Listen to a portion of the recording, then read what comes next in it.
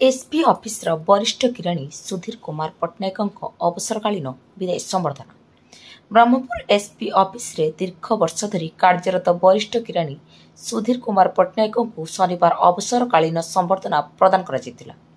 Brahmapur SP doctor श्रवण विवेक M एही अवसर रे उपस्थित रही वरिष्ठ किराणी पट्टनायक को उपढौकन और पुष्पगुच्छ प्रदान करी संबर्धित करथिले। दीर्घ वर्ष धरी पट्टनायक सेवा कार्यर प्रशंसा करी तांको अवसर जीवन लगी शुभकामना करथिले। एठारे अभिमन्यु फाउंडेशन तरफ मुख्य परिचालक राकेश प्रधान उपस्थित रही मानपत्र उपढौकन पुष्पगुच्छ और अभुला स्मृति नाम फोटो थाई एक फोटो फ्रेम प्रदान पूर्वक अनुरूप संबर्धना प्रदान करथिले।